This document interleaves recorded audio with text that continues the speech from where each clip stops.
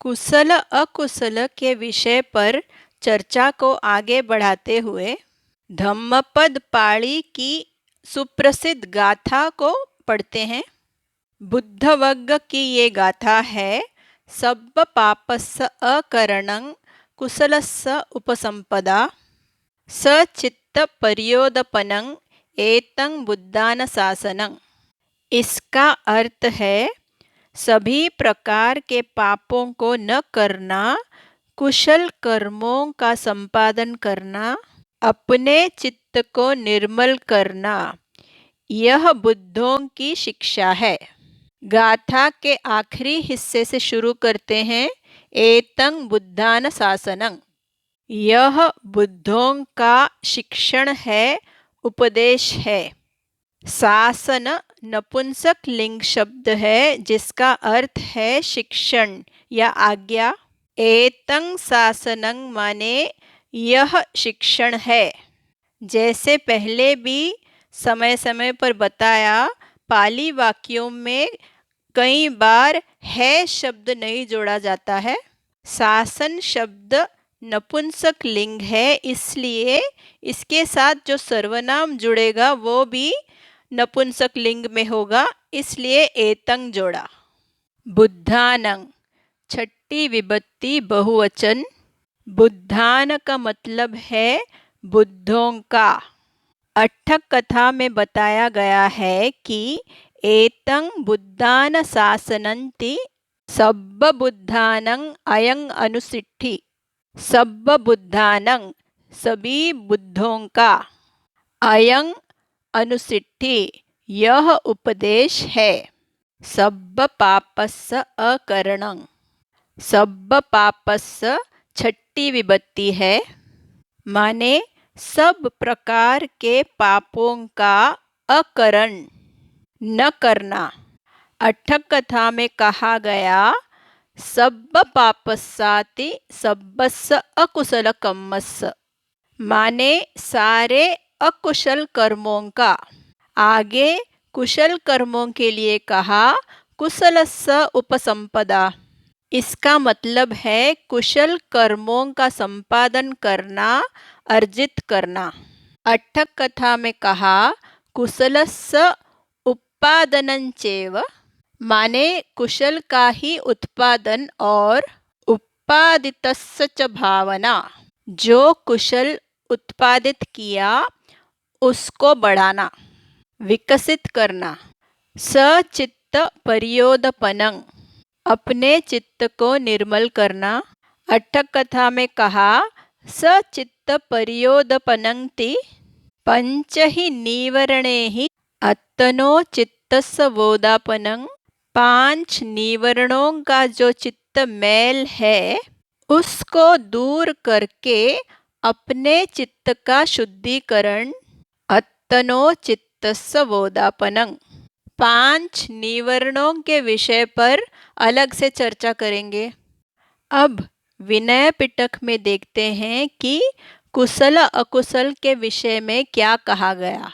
विनय पिटक के महावग्गपाळी नामक ग्रंथ में कहा पातिमोक्षन्ति आदिमेतं मुखमेतं पमुखमेतं कुशलानं धम्मानं। पातिमोक्ष शब्द का अर्थ बताया जाता है भिक्षु विनय के नियमों का संग्रह। शब्दों को समझते हैं। पातिमोक्षं और ति जोड़कर बना पातिमोक्षन्ति। इसका अर्थ है पातिमोक्ष माने आदिमेतं, आदि है ये, शुरुआत है ये। आदि शब्द का अर्थ है आरंभ, शुरुआत। एतं माने यह। मुखं एतं, मुख है ये। मुख माने प्रवेश द्वार। प्रमुखं एतं, प्रमुख है ये, प्रधान है ये। तो पातिमोक्ष किस बात की आदि है, शुरुआत है, किस बात का प्रवेश द्वार है, प्रमुख है, प्रधान है। तो कहा कुशलानं धम्मानं, कुशल धर्मों का। धम्म संज्ञा है और धम्मानं पुल्लिंग बहुवचन छठी विभक्ति। धम्मानं का मतलब है धर्मों का। धम्म के साथ विशेषण जोड़ दिया कुशलानं, तो संज्ञा और विशेषण का लिंग वचन और विभक्ति एक समान होगा। तो पूरे वाक्य का अर्थ हुआ पातिमोक्ष माने कुशल धर्मों की ये आदि है, आरंभ है, मुख है, प्रवेश द्वार है, प्रमुख प्रदान है। अब विनय पिटक के पाराजिक पाळी नामक ग्रंथ में देखते हैं अकुशल धर्मों के बारे में क्या बताया गया। वेरंज ब्राह्मण द्वारा पूछे गए प्रश्न का उत्तर देते हुए भगवान ने कहा, अहं हि ब्राह्मण विनयाय धम्मं देसेमि रागस्य दोषस्य मोहस्य।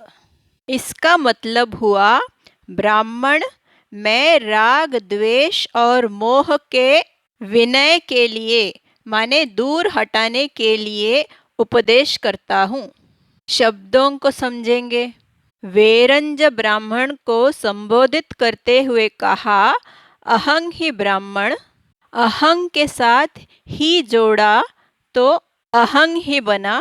ही शब्द एक अव्यय है जिसका मतलब है वास्तव में। आगे कहा, विनयाय धम्मं देसेमि, विनय के लिए धर्म का उपदेश देता हूँ, धर्म सिखाता हूँ। विनयाय चतुर्थी विभक्ति है, संप्रदान कारक है। विनय का मतलब है हटाना। तो किस चीज को हटाने के लिए, किस चीज के विनय के लिए धर्म सिखाता हूँ? रागस्य दोषस्य मोहस्य छठी विभक्ति है जिसका मतलब है राग द्वेष और मोह के विनय के लिए माने हटाने के लिए। विनयाय। अगला वाक्य, अनेक विहितानं पापकानं अकुशलानं धम्मानं विनयाय धम्मं देसेमि। इसका मतलब है अनेक प्रकार के पापमय अकुशल धर्मों के विनय के लिए धर्म सिखाता हूँ। वाक्य में शुरू के जो 4 शब्द हैं उनको भी समझेंगे।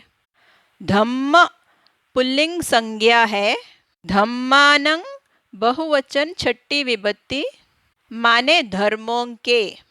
अनेक विहित पापक और अकुशल तीनों ही विशेषण हैं जिनका संबंध धम्म संज्ञा से है माने धम्मानं से है। तो विशेषण के साथ भी आनंग प्रत्यय जोड़ेंगे, यानी विशेषण भी पुल्लिंग बहुवचन छठी विभक्ति में होगा।